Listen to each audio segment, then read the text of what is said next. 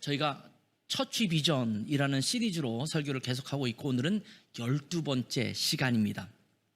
주로 사도행전, 오늘 읽었던 사도행전 2장 42절부터 47절에 있는 말씀을 우리가 함께 살펴보면서, 다른 본문도 좀 있었지만 주로 이 본문을 살펴보면서 하나님께서 이 땅에 교회를 세우시고 그 교회가 어떤 교회로 성장하기를 원하시고 있는가를 살펴보면서 우리 라이트하우스 고향이 이제 그런 교회로 이제 점차 자라가기를 원하는 마음을 담아서 함께 말씀을 나누고 있습니다. 이 12번, 다음 주도 계속되겠지만 계속되고 있는 이 말씀을 여러분 계속 반복적으로 새겼으면 좋겠어요. 유튜브에 있는 말씀을 계속 들으시고 우리가 막 이렇게 쪄들 정도로 거기에 이제 이렇게 잠겨져 있어야 돼요. 그래야지 우리 교회가 그런 교회로 세워져 갈 수 있거든요. 말씀을 배워야 되고, 말씀을 들으면 찔림을 받아서 하나님 앞에 변화되는 공동체가 돼야 되고, 힘써 기도하는 공동체가 돼야 되고, 함께 교제하고 또 함께 서로 있는 것들을 나누고, 또 이 세상을 향하여 긍휼과 구제를 베풀 수 있는 교회, 또 선교할 수 있는 교회, 이런 교회가 되고, 또 교회가 교회를 낳는 교회가 돼야 되고, 참된 예배가 드려져야 되고, 이런 여러 가지 내용들을 우리가 지금까지 쭉 함께 살펴보았습니다. 오늘은 구원받는 자가 더하는 교회라는 제목으로 함께 말씀을 나눌 텐데요. 어떤 교회가 되어야 되느냐? 구원받는 자가 날마다 더해지는 교회가 되어야 한다. 이런 말씀을 좀 함께 나누려고 합니다. 저는 요즘 교회들이 대형화되는 추세에 대해서 별로 탐탁치 않게 생각하는 목사 중에 한 사람입니다. 수천 명이 모이는 교회에서 때로는 몇만 명, 심지어 몇십만 명이라고 자랑하는 교회들이 참 있죠. 한국의 전 세계에서 가장 큰 교회 탑 10 뭐 이러면 한국에 굉장히 많은 교회가 거기 속해 있거든요. 한국에는 메머드급 교회들이 참 많습니다. 그런데 그런 교회를 보면서 저는 어떤 마음이 드냐면 너무 대단한 교회다. 와, 어떻게 교회 마음을 갖기도 하지만 반면에 이런 마음도 있어요. 저렇게 교회가 크면 목회가 가능할까? 어떤 측면에서는 목회라는 생각보다는 경영이라는 생각이 더 맞을 정도로 저게 목양이 좀 쉽지 않겠다, 이런 생각을 하게 됩니다.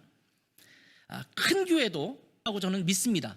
그렇기 때문에 큰 교회 또 대형 교회를 함부로 욕하거나 그것은 잘못됐다고 폄하해서는 안 된다라고 생각을 합니다.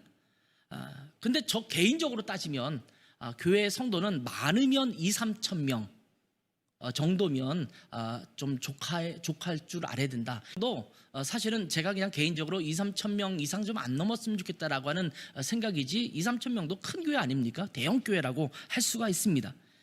그 이상이 되면 저는 분립해서 교회를 개척해서 내보내야 된다고 생각합니다. 물론 그런 교회를 개척교회라고 말할 수 있느냐? 좀 그것 개척이라고 말하기는 좀 어렵긴 하죠. 나가서 개척을 하면 개척교회라기보다는 그냥 분립했다라고 하는 것이 더 맞는다라는 생각이 들어요. 근데 우리 라이트하우스 무브먼트에서 함께하는 교회들은 몇 명이라고 그랬죠? 맥시멈 500명. 잘 알고 계시네요. 맥시멈 500명을 넘지 않자, 이렇게 얘기를 합니다. 물론 지금 라이트 작은 교회죠. 우리 교회 정도 사이즈에서 대부분 지금 시작하고 있는 교회들이 대부분 많은데, 맥시멈 최대한 500명을 넘지 말자. 500명이 넘지 말자는 말은 담임 목사가 500명을 목양할 수 있는 그런 그릇이 되면 500명이라는 것이지, 담임 목사의 역량에 따라서 어떤 교회는 나는 한 200명이면 좋게 100명 이렇게 제한을 하고 그 이상이 되면 분립하는 거예요, 자꾸. 그래서 저희 교회도 500명, 뭐 지금 몇 명 모이지 않았는데 500명을 얘기하는 게 우습긴 하지만 500명을 넘지 말자, 이런 생각을 갖고 있습니다. 그 이상이 되면 분립하는 거예요. 교회를 자꾸 분립해서 500명이 되면 250명씩 나눠서 두 교회로 나눈다든지, 100명씩 해가지고 뭐 한 5교회로 나눈다든지, 이렇게 나눠야 된다고 생각해요. 교회가 너무 큰 것이 어쩌면 문제라는 생각도 갖게 됩니다. 왜냐하면 그래야지 교회가 건강해지기 때문입니다. 너무나 메모드급의 교회로 성장하면 뭐 장점도 있어요. 여러 가지 장점도 있지만 그 안에 교회의 본질을 잃어버리게 되는 여러 가지 요소들이 작용할 수밖에 없거든요. 그러니까 교회가 건강해지기보다는 오히려 좋지 않은 부정적인 측면이 많이 강조될 수 있기 때문에 교회가 이왕이면 너무 큰 교회보다는 작은 교회를 지향하자, 그렇게 저는 생각합니다. 그래서 저는 라이트하우스 무브먼트 안에 여러 교회, 제가 늘 하는 얘기가 지금 인원수가 적다고 해서 기죽지 말아라. 지금 자금에도 불구하고 온전한 교회로 잘 세워지는 게 중요하지, 성도들이 자꾸 늘어나서 정체성을 잃어버릴 정도로 급격하게 늘어나는 것은 오히려 더 안 좋을 수 있다, 이런 이야기를 종종 하고 있습니다. 그런데 함께 읽었던 예루살렘 교회는 제가 한번 말씀드렸지만 이미 말씀드린 대로 이 교회는 메모드급 교회가 됐습니다. 한 번에 3,000명이 회개하고 주님 앞에 돌아왔습니다. 제가 그래서 말씀드렸잖아요. 처음에 120명이 시작을 했잖아요. 마가의 다락방에서 120명이 기도하고 시작했는데 나가서 복음을 전했는데 3,000명이 주께로 돌아왔습니다. 그러니 3,120명의 성도가 갑자기 된 겁니다. 물론 거기에는 예루살렘을 방문한 사람도 있었기 때문에 모든 사람을 다 그 예루살렘 교회 성도 안에 넣을 수는 없었겠지만 그럼에도 불구하고 엄청난 숫자로 부흥했던 것을 보게 됩니다. 그러니 규모가 큰 교회에 대해서 우리가 또 쉽게 말할 수는 없어요. 제가 예전에도 말씀드렸지만 예루살렘 교회가 몇 명의 성도가 있었을까, 이렇게 교회 성장학자들이 쭉 연구해 볼 때 대략 몇 명이라고 제가 말씀드렸죠? 한번 말씀드린 적이 있는데 약 2만 명 정도 됐을 거다, 이렇게 추측을 합니다. 그러니까 예루살렘 교회 성도가 엄청나게, 예루살렘 교회는 오늘 우리가 갖고 있는 메모드급 교회의 형태와는 굉장히 달랐습니다. 함께 1부부터 시작해서 7부, 8부까지 예배드리는 그런 교회가 아니라 가정에서 모이기도 하면서 그들이 함께 성전에 모이기도 했던 그런 형태의 교회의 모습을 보게 됩니다. 그런데 이렇던 교회인데 오늘 본문 중에 47절을 보니까 이렇게 말씀합니다. 하나님을 찬미하며 또 온 백성에게 칭송을 받으니 주께서 구원받는 사람을 날마다 더하게 하시니라, 이렇게 기록합니다. 이 6명이죠. 명절 때가 되면 우리 6명이 모이는 게 다였습니다. 그래서 저는 명절 때 되면 많은 사람들이 복작복작거리는 그런 집안을 보면 굉장히 부러웠어요. 어떻게 명절 때 저렇게 많은 사람들이 모일까, 이런 생각을 했거든요. 근데 제가 결혼하고 나니까 저희 처갓집은 형제들이 엄청나게 많더라고요. 제 아내는 그게 별로 안 좋았대요. 명절 때마다 수많은 사람이 모이니까 정말 힘들었다고 하는데 저는 명절 때 처갓집을 가면 너무 행복했어요. 왜냐하면 사람 사는 맛이 느껴졌거든요. 그런데 이렇게 6명만 있던 우리 집안이 형도, 둘째 형도 결혼하고 저도 결혼하고 동생도 결혼하고, 그렇게 결혼하고 나니까 이제 함께 모였을 때 인원수가 많아 보이더라고요. 그리고 이제 손주들이 또 결혼하죠. 결혼해서 또 저희 조카들이 다 결혼했고 이제 저희 아들들도 결혼할 때가 이제 된다고, 결혼하고 싶다고 자꾸 얘기하기 시작하는데 이제 결혼하면 또 자녀를 낳겠죠. 그렇게 해서 가정수가 늘어나는 거예요. 단촐하게 6명 있었는데 지금은 많은 사람이 늘어났어요. 교회가 생명력을 갖고 있다면 그런 결과를 낳아야 됩니다. 교회가 세워졌다면 이 교회 안에 구원받는 사람들이 날마다 더해지는 교회여야 합니다. 생명력이 있다면 반드시 그러해야 합니다. 그리고 이 교회가 성장한다면 어떻게 된다고요? 교회가 교회를 또 낳아야 돼요. 그냥 알아서 개척해라가 아니라 우리가 전적으로 지원하고 섬기면서 그 교회가 어린아이 때부터 잘 성장하고 자라서 걸음마하고 그렇게 나아갈 수 있도록 돕는 역할을 해야 되는 겁니다. 이것이 교회가 교회를 낳는 거예요. 라이트하우스 무브먼트는 그런 일들을 또 함께 하는 것입니다. 수도권 지역은 전도하기가 쉬운 상황이, 서로 얼굴을 맞댈 수 있는 친근한 관계를 맺고 있는 것이 아니기 때문에 사실은 접촉하기가 쉽지가 않습니다. 저희는 교회를 개척했는데 도대체 어떻게 하면 주변 사람들에게 복음을 전할까 고민을 하는데 별로 답이 없어요. 지금 기껏 해봤자 한다면 어떤 것을 할 수 있을까 생각해보고, 아니면 물티슈나 아니면 그 휴대용 티슈 같은 거를 가지고 나가서 길거리에서 나눠주는 것밖에는 할 수 없겠다, 이런 생각이 들어요. 길거리에 나가서 찬양하면서 전도할 수 있을까, 그게 효과적일까, 이런 생각도 해보거든요. 제가 대학생 때는 축호 전도라는 게 있었어요. 축호 전도. 그래서 매주 토요일만 되면 길거리 나가서 전도했어요. 집집마다 찾아다니면서 전도하는 걸 축호 전도라고 하는데, 그 당시는 그래도 아파트에도 들어가면 배를 딱 누르면 문을 열어줬어요. 그러면 제가 발을 하나 딱 거기다 걸치고 문 못 닫게 발을 딱 거치고 안녕하세요 이렇게 하면서 얘기를 시작하면 그래도 많은 분들이 이야기를 들어주고 그 안에서 복음을 전할 수 있었고 예수를 믿는 일도 많이 일어났습니다. 근데 지금은 아예 아파트 안으로 들어갈 수가 없잖아요. 제가 살고 있는 아파트도 마찬가지인데 현관부터 들어올 수가 없어요. 그러니 뭐 우체함에 뭘 넣는 것조차 할 수 없는 그런 시대를 저희가 살고 있잖아요. 그럼 어떻게 전도할 수 있을까요? 그러다 보니까 무엇이 더 중요해지냐면 관계 중입니다. 관계 중심이라는 것은 나랑 밀접한 관계를 맺고 있는 사람들에게 복음을 전하는 것을 말하는 것입니다.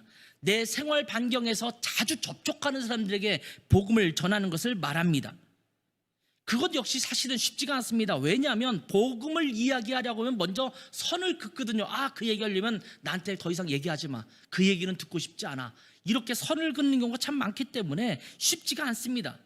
그럼에도 불구하고 우리 주변에 있는 그 사람들은 여전히 복음을 필요로 하는 그런 사람인 것을 우리는 반드시 기억해야 합니다. 이제 복음을 들어야 될 사람들이 주변에 점점 더 많아지고 있습니다. 왜냐하면 교회를 향해서 등지고 교회를 떠나는 사람들이 많아지고 있기 때문입니다. 그리고 젊은 세대는 점점 복음의 갈급함을 잃어버리고 있습니다. 교회에 대해서 전혀 염두에 두고 있지 않습니다. 그런 사람들이 점차 많아지고 있는 이 시대에 이들에게 복음을 전해야 합니다. 우리의 가족들에게도 복음을 전해야 합니다. 가족들도 복음 전에 여전히 눈을 살짝만 돌려봐도 복음을 들어야 될 수많은 영혼들이 있음을 우리는 깨닫게 됩니다. 그들을 주목해야 합니다. 그리고 그들에게 복음을 전할 수 있도록 애써야 합니다. 알아서 그렇게 살도록 내버려 두지 굳이 복음을 전할 필요가 있느냐, 이렇게 말씀하시는 분도 있어요. 근데 제가 그런 예를 종종, 제가 살고 있던 독일 드레센에서 이 베를린까지는 한 2시간 정도 걸려요. 근데 2시간 정도 걸리지만 한국 정도의 거리는 아니에요. 아마 한국 같았으면 드레센에서 베를린까지 4시간은 걸렸을 거라는 생각이 들어요. 근데 그 중간에 이제 무제한으로, 아우토반에 무제한으로 달릴 수 있는 구간도 있잖아요. 전속력으로 달리면, 뭐 빨리 달리면 220km까지 막 달려서 올라갈 때가 있어요. 근데 까맣게 어둠이 내린 밤, 또 안개까지 자욱하게 낀 밤에는 그게 달리는 게 쉽지가 않습니다. 캄캄한 데다가 차도 별로 없거든요. 근데 만약에 그 중간에 뭔가 교량 하나가 끊겨서 그냥 그쪽으로 계속 그 속도로 달린다면 아차하는 교량 밑으로 떨어질 수밖에 없는 상황이 벌어졌다. 그것을 발견하고 내가 돌아온다고 하면 여러분은 어떻게 하겠어요? 반대편에서 그쪽을 향해서 달려가는 차들이 있다면 니네도 가봐, 이렇게 내버려 두겠어요? 아니면 뭔가 손질을 하면서 멈추세요, 거기 가면 안 됩니다, 이렇게 하시겠어요? 정상적인 사람이라면 안 됩니다, 거기 가면 낭떠러지예요, 지금 다리가 끊겨 있습니다, 이렇게 말하지 않겠어요? 복음을 알지 못하고 죄로 말미암아 영원한 사망을 향해서 다름질하고 있는 그 사람들을 향해서 너희가 알아서 살아, 너희가 언젠가 깨닫겠지 라고 말해서는 안 된다라는 거예요. 그들에게서 멈춰서세요, 그쪽으로 가면 안 돼요, 복음이 필요해요, 예수 그리스도 그 길로 가면 죽음이에요, 이렇게 말해야 되지 않겠습니까? 이들에게 복음을 전해서 주께로 돌아오는데 우리의 마음을 다해야 됩니다. 여러분의 직장 안에 그런 사람이 있고요, 여러분의 친구에게 그런 사람들이 있고요, 여러분 가족에게 그런 사람들이 있습니다. 저는 우리 라이트하우스 고향이 구원받는 사람들이 날마다 그저 많은 사람이 출석하는 그런 교회가 되기 위한 그런 목적이 아니라 정말 영혼들이 주께로 나와서 그 영혼이 구원받는 기쁨이 있는 그런 교회가 되기를 원합니다. 제가 독일에서 사역하면서 참 기뻤던 것 중에 하나가 뭐냐면 구원받는 영혼들이 많다라는 거예요. 제가 있던 교회는 대부분 음악하는 사람이 많았거든요. 음악 전공자들이 많았어요. 클래식 음악 전공자들. 교회는 다 다녔어요. 성가대도 하고 뭐 악기팀에서 연주도 하고 이러면서 다녔던 친구들이 유학을 왔는데 이렇게 얘기하다 보면 복음을 몰라요. 그냥 오케스트라나 성가대로 일해야 되니까 거기서 월급을 뭘 받았잖아요. 아르바이트 한다고 그래요. 그들은 하루에 주일날 몇 탕 떴다 이렇게 표현하더라고요. 이게 하다 보니까 거기는 또 침례나 세례 안 받으면 안 써주잖아요. 그러니까 그냥 침례 받고 세례 받았어요. 그리고 교회를 다니다가 유학으로 왔는데 뭐 아다시피 교회 안에 돈을 주고 아이들을 성가대를 쓰겠어요. 그러니까 그 아이들은 한국 사회가 그리워서 교회를 나오고 함께 성가대 섬기는데 그때서 비로소 그들의 귀에 복음이 들려지기 시작해요. 그러면서 예수님을 영접하고 구원받으면서 한 번도 교회를 다니면서 그런 얘기를 들어본 적이 없다, 이러는 친구들이 많았어요. 독일 아이 팝 이런 것을 배우기 위해서 교회로 왔다가 복음을 듣고 구원받아요. 그들이 또 침례를 받습니다. 저는 사역을 하면서 구원받는 영혼들이 하나씩 하나씩, 그리고 그것이 180도 그 인생이 바뀌는 것을 옆에서 보면서 와, 참 보람 있다, 이 사역이 참 좋다, 이런 생각을 했었거든요. 있는 교회는요, 구원받는 사람이 옆에서 자꾸 생겨나는 것들을 보고 기쁨을 함께 누리는 교회입니다. 그 기쁨이 사라지는 교회가 돼서는 안 됩니다. 저는 우리 라이트하우스 고향이 계속해서 구원받는 기쁨을 누리는 교회가 됐으면 좋겠어요. 그래서 라이트하우스 고향교회를 이야기할 때면 그 교회 날마다 구원받는 사람들이 더하는 교회라고 불렸으면 좋겠어요. 그렇다면 이 예루살렘 교회가 왜 구원받는 사람이 더하는, 날마다 더하는 그런 교회가 될 수 있을까를 한번 좀 찾아볼 필요가 있을 것 같아요. 오늘 본문을 보면 그들이 왜 날마다 구원받는 사람이 늘어나는 교회가 될 수 있었느냐, 따라서 합시다. 그들은 아름다운 공동체였습니다. 아름다운 공동체. 자, 이미 우리가 계속해서 살펴본 것처럼 그들은 다른 사람이 볼 때도 아름다운 공동체였습니다. 자, 서로 떡을 떼며 교제하며 살아있는 예배를 드리면서 기도하기를 힘쓰고 말씀을 배우는 일에 자기 자신을 온전히 드리는 그런 공동체였습니다. 저는 가끔 여행을 하다 보면 다른 교회를 들을 때가 종종 있습니다. 한국에 와서 목회를 하면서는 제가 주일날 다른 교회를 가볼 기회가 별로 없었어요. 근데 제가 독일에서 목회할 때는 한국에 나와서 한 달 정도 머물 때 여러 교회 청빙을 받아서 말씀을 전하고 이러 교회에서 가기도 하고 방문할 때가 참 많았습니다. 그런데 어떤 교회는 가서 앉아있는 자체가 불편한 교회가 있습니다. 괜히 분위기도 어색하고 또 냉랭하고 뭔가 성도들 사이에서도 기계적인 움직임만 있는 것 같은 그런 느낌을 받을 때가 있습니다. 상당히 큰 교회임에도 불구하고 또 일사불란하게 움직여지고 있는 것이 눈에 보임에도 불구하고 뭔가 어색한 그런 느낌을 갖는 교회가 있습니다. 근데 어떤 교회는요, 규모가 그렇게 크지는 않은데 마음이 편안해지는 교회가 있습니다. 옆에서 그냥 예배를 드리면서 지켜보고 있는데 괜히 흐뭇한 마음이 들고 가족 같고 또 성도들의 모습이 그렇게 아름다워 보이는 그런 교회가 있었습니다. 그런 교회 가면 이런 마음이 들어요. 나도 이런 교회 소속돼서 좀 다녔으면 좋겠다, 이런 마음을 갖게 됩니다. 여러분, 교회는 그러해야 합니다. 옆에서 지켜보더라도 향긋한 향기가 풍겨나야 합니다. 여러분에게서 그런 모습이 풍겨나야 된다는 거예요. 한번 옆에 있는 분을 돌려보세요. 그런 향기가 풍겨나는가? 아니면 고개를 빨리 돌리고 싶은 모습인가? 누가 왔을 때 이 교회 작지만 정말 훈훈하고 또 향기로운 교회구나, 이것을 느낄 수 있는 그런 교회가 돼야 합니다. 우리들의 대화와 교제를 지켜보면 따뜻함을 느낄 수 있어야 합니다. 우리가 드리는 예배에 참석하면 살아계신 하나님의 임재하심이 느껴지는 그런 예배가 되어야 합니다. 우리들의 언어를 다른 사람들이 보고 들을 때에 그들의 가슴이 따뜻해지고 아름다움을 느낄 수 있는 그런 공동체가 되어야 합니다. 이것은요, 외식적으로 되는 것이 아닙니다. 애써서 그렇게 되려고 노력해서 되는 것이 아닙니다. 뭐 살짝 웃는 모습을 보이려고 한다면 어렵진 않아요. 광대뼈만 살짝 들어올리면 굉장히 얼굴이 이뻐 보여요. 물론 요즘 마스크 써서 뭐 들어올려도 잘 안 보이긴 합니다만, 저는 눈웃음을 잘 못 웃어서 마스크 끼면 이게 잘 안 되는데 좀 웃는 모습을 보여주면 외식적으로는 가능할 수 있어요. 여러분, 서비스업에 종사하는 분들은 뭐 예를 들면 안녕하십니까 고객님 이렇게 하면서 말을 하고 웃고 이렇게 인사할 수 있고 그렇게 할 수 있잖아요. 근데 여러분, 백화점이나 그런 서비스 업체 갔을 때 그분들이 하는 인사가 정말 정겹게 느껴집니까?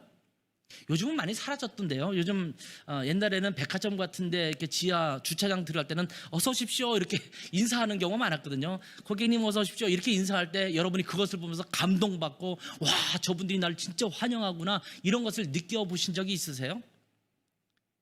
그들이 매뉴얼대로 그렇게 하고 있지만 정말 그것이 내 마음속에 깊은 사랑으로 느껴지지 않는 경우가 참 많습니다. 마음이 따뜻해지게 하는 이 우리의 모습 속에 자연스럽게 배어 있어야 합니다. 이것은 우리의 신앙의 근본 태도가 잘 되어 있을 때 배어 나오는 것입니다. 저절로 배어 나오는 것이에요. 연습해서 되는 것이 아닙니다. 지금은 길거리에 다니면서, 농어촌 다니면서 참외밭을 쓰는, 농촌 가면은 참외밭이 종종 있었거든요. 수박밭과 참외밭이 있었어요. 요즘은 이제 비닐하우스에서 키우니까 겉으로 잘 안 보이잖아요. 근데 참외밭을 지나가면 참외밭에서 나오는 이 단내, 이 참외의 단내가 확 풍겨올 때가 있습니다. 그러면 지나가면서 그냥 상큼한 그 향 때문에 침이 고이죠. 시장에 가서 참외를 살 때도 지금은 잘 나타나지 않는데, 옛날에는 이렇게 참외를 이렇게 맡아보면 거기에 단내가 확 풍겨 나오는 그런 참외가 있거든요. 그런 단내가 많이 나는 참외가 잘 익은 참외이기 때문에 그런 참외를 고르게 되죠. 이런 단내는요, 잘 익세입니다. 그런 것처럼 잘 익은 참외에서 그 단내가 배어 나오듯이 우리 교회 공동체의 아름다움은 우리의 삶에서 배어 나와야 합니다. 제가 아까 쪄든다 이런 표현을 썼는데, 쪄들어야 돼요. 어떤 분은 피곤해, 얼굴 자체가 피곤한 것이 저덕저덕 이렇게 덕지덕지 배어 있는 것처럼 보여요. 어떤 분은 짜증이 쩔어 있어요. 제가 예수절임이라는 표현을 종종 써요. 예수절임. 장아찌 같은 것들을 이렇게 된장에 박아 놓든지 아니면 간장에 넣어 놓든지 그러면요, 오랫동안 쩔어 있죠. 절여져 있어요. 그러다가 그것을 딱 이렇게 베어 놓으면 그 속까지 깊이 그 냄새와 향이 배겨 가지고요, 어떻게 해결이 안 돼요. 그는 칼로 잘라내고, 그리고 뭐 세제로 닦아낸다고 해서 그 냄새와 맛이 완전히 없어지지는 않아요. 근데 여러분, 우리 안에 예수가 쩔어지면 저절로 그 예수님의 아름다움이, 교회가 그런 교회가 됐으면 좋겠어요. 그거는요, 입구에 들어와서 여러분의 표정을 보면서 금방 느낄 수 있어야 돼요. 우리가 교회로 모인 지가 1년밖에 안 됐죠. 여러분 서로도 아직 다 긴밀하게 알지 못하니까 아직은 그런 것들이 잘 되지 못할지 모르지만 저 가야 할 줄 믿습니다. 어떤 교회는 정말 잘 훈련된 교회가 있어요. 새신자나 처음 방문하는 자에게 깔끔한 복장을 입고 다가와서 꽃도 달아주고 안내도 하고 차도 대접하는데, 왠지 모르게 따뜻함보다는 차가움이 느껴지는 그런 교회가 있어요. 그런데 어떤 교회는 안내위원도 아닌 것 같은데 어떤 할머니가 와서 맞이해주고 또 자리를 안내해주고 꽃도 안 달아주고 차 한 잔도 대접해주지 않는데 이상하게 따뜻함이 느껴지는 그런 교회가 있거든요. 교회의 아름다움은 그렇게 보여지기 위해서 노력하는 것이 아닙니다. 우리의 교제와 예배가 살아있을 때 우리의 근본적인 성품이 그리스도를 닮아서 자연스럽게 그 성품이 배어 나올 때 그 아름다움은 사람에게 보여지는 것입니다. 그리스도 안에 있는 기쁨과 평안이 우리 안에 배어 나올 때 자연스럽게 그 아름다움이 드러나는 것입니다. 어떻습니까? 여러분의 모습에서 그러한 그리스도의 평안과 기쁨이 배어 나오고 있습니까? 툭 건드리면 짜증부터 내고, 툭 건드리면 왜 건드려? 이렇게 화부터 낼 준비를 갖춘 자들이 아니라, 누군가 나를 딱 건드려도 내 안에 평안과 기쁨을 보일 수 있는 그런 자로 살아가고 있습니다. 어떤 곳을 여행하다 보면 전혀 모르는 분이 저에게 혹시 목사님 아니세요? 이렇게 묻는 분이 있어요. 비행기를 타고 이렇게 올 때도 그렇고, 뭐 지나가다가 옆에 앉았는데 혹시 목사님이세요? 내가 아무런 행동을 한 것도 없는 것 같은데 그렇게 물을 살아야 되겠다, 이런 마음을 느낌과 동시에 한편으로는 뿌듯함도 있어요. 야, 나를 목사처럼 봐주는구나. 이 목사다움, 이것이 뭐 거룩하게 목소리를 갖추고 뭔가 표정을 다듬어서 만들어지는 것이 아니라, 아, 이분은 뭔가 목사님 같아, 이런 분들이 있거든요. 제가 했잖아요. 했는데 트레이너가 저에게 그러더라고요. 처음에는 직업을 말하지도 않고 제가 아무것도 안 했는데 한참 있다가 뭐 하다가 제가 목사인 걸 알게 됐어요. 그분은 천주교 신자라고 하는데, 그러더니 그분이 그런 말 하더라고요. 어쩐지 그래 보였어요. 어쩐지 그래 보였어요. 그렇게 말하더라고요. 당신 크리스찬입니까? 근데 그것이 부정적인 의미가 아니라 긍정적인 의미에서, 아, 그런 것 같았어요. 저는 그런 자들이 되어야 될 줄 믿습니다. 우리 그리스도인들은 그러한 모습을 저절로 담는 그릇이 되어야 합니다. 우리의 말투와 행동과 성품 속에서 녹아서 그런 모습이 다른 사람들에게 저절로 보여져야 합니다. 억지로 보이는 것은 오히려 믿지 않는 사람들에게 부담스러울 수 있습니다. 할렐루야, 안녕하세요, 평안하십니까? 보통 영화나 드라마 보면 그리스도인들을 묘사할 때 그런 표정들 많이 묘사되고 있거든요. 겉으로만 그렇게 보이는, 이 안에는 전혀 그렇지 않는 그 모습이 아니라 자연스럽게 드러나는 그리스도의 향기, 이 향기를 갖고 있어야 돼요. 이 향기는요, 모두에게 아주 묘한 매력을 주는 것입니다. 여러분을 볼 때마다 뭔가 저 사람 달라, 보니까 이 사람 그리스도인이었구나, 이렇게 볼 수 있는 자들이 되어야 될 줄 믿습니다. 교회도 마찬가지입니다. 어떤 교회는 나름대로 열정과 적극적인 전도가 있음에도 불구하고 그 지역에서 별로 영향력을 주지 못하는 교회가 있습니다. 그런데 어떤 교회는요, 전혀 전도 프로그램도 없고 특별한 프로그램도 갖지 않는데 사람들이, 그 지역 주민들이 그 교회를 향해서 이야기할 때 아주 좋게 칭찬하는 그런 교회가 있습니다. 왜 그럴까요? 그 교회는 자연스러운 그리스도의 향기가 있기 때문입니다. 우리 라이트하우스 고향교회를 보는 사람들이, 또 라이트하우스 교향교회를 방문한 사람들이 이 아름다움을 교회는 아름다운 모습을 보일 때 저절로 구원받는 사람들이 더하는 교회가 되는 겁니다. 두 번째로는요, 자, 따라서 합시다. 그들은 칭찬 듣는 교회였습니다. 칭찬 듣는 교회. 요즘 시대에 칭찬 듣는 교회가 그렇게 많지 않은 게 좀 안타까워요. 오늘 47절 다시 보면, 하나님을 찬미하며 또 온 백성에게 칭송을 받으니 주께서 구원받는 사람을 날마다 더하게 하시니라. 여기 보면 온 백성에게, 누구에게? 백성에게. 자, 칭찬 듣는 교회이기 때문에 구원받는 사람이 날마다 더했다, 이렇게 말씀하고 있는 겁니다. 여러분, 이것을 그런가 보다 라고 가볍게 넘어갈 것이 아니라는 것을 생각해 볼 필요가 있습니다. 자, 예루살렘 교회가 위치한 곳이 어디입니까? 당연히 예루살렘이겠죠. 자, 예루살렘이 어떤 지역입니까? 유대인들이 득식을 거리는 그러한 도시입니다. 유대인들이 어떤 사람들입니까? 유대교인들입니다. 하나님을 믿지만 예수님을 메시아로 받아들이지 않는 사람입니다. 율법에 따라 살아가는 사람들입니다. 바리새인과 사두개인들이 가득한 그런 지역입니다. 예수님을 십자가에 못 박은 사람들입니다. 그래서 예루살렘 교회가 핍박을 받았잖아요. 그런 곳이 예루살렘이라는 지역입니다. 이 유대인들은요, 예수님을 십자가에 못 박았을 뿐만 아니라 예수님을 믿고 따르는 그 세력들이 확장되고 하는 것을 못마땅하게 여기고 있는 그런 사람들입니다. 그래서 온갖 핍박과 또한 박해를 가했던 그런 사람들입니다. 즉, 예루살렘 교회는요, 반대자들이 사는 도시에 위치하고 있었다라는 겁니다. 주변에 있는 사람들은 다 반대자예요. 너 예수 믿어? 어떻게 예수 믿을 수가 있어? 너 그럼 우리 집에서 나가! 출교당하고 쫓겨나는 사람들입니다. 그런데도 오늘 본문에 뭐라고 기록되냐면 온 백성에게 칭송을 받았다. 여기 보면 몇 사람이 칭송했다 이렇게 말하고 있잖아요. 예루살렘 사람 중에는 몇 사람들은 덜어는 칭송했다 이렇게 표현하지 않았습니다. 온 백성에게 칭송을 받았다 이렇게 기록하고 있습니다. 여러분, 이 말이 무슨 말입니까? 반대하는 사람들이, 핍박하는 사람들이 예루살렘 교회를 칭송했다라는 말입니다. 종교적으로는 유대교를 믿는, 예수님을 메시아로 인정하지 않고 있음에도 불구하고 예루살렘 교회 성도들의 모습을 보면 종교적으로 엇갈린 것 외에는 칭찬할 만했다라는 말씀입니다.